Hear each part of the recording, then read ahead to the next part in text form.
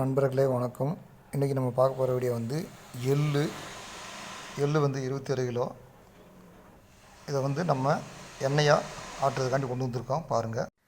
இந்த எள்ளு மட்டும் தனியாக ஆட்டினோம்னா காரில் அடிக்கும். அதுக்காக வேண்டி வெல்லம் சேர்ப்பாங்க. அந்த வெல்லம் வந்து 10 கிலோவுக்கு 1 கிலோ கணக்கு வெல்லம் எடுத்து வச்சுருக்கோம் பாருங்கள்.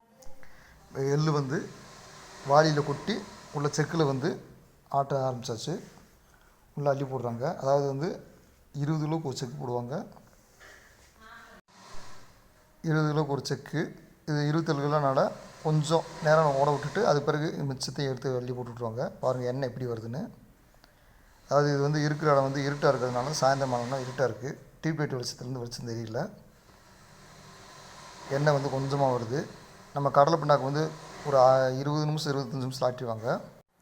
இந்த எள்ளு பிண்ணாக்கு வந்து கிட்டத்தட்ட 3/4 மணி நேரம் ஆட்டுவாங்க. 3/4 மணி நேரத்துக்கு பிறகு ஒரு எண்ணெய் வரும். அந்த எண்ணெய் தான் நீங்கள் பார்க்குறீங்க பாருங்கள். மொத்தம் 27 கிலோவுக்கு 12 கிலோ எண்ணெய் வந்திருக்கு. யாருக்கு எவ்வளோ எண்ணெய் வந்திருக்குன்னு பார்த்து சொல்லுங்கள். ஓகே, பாய்.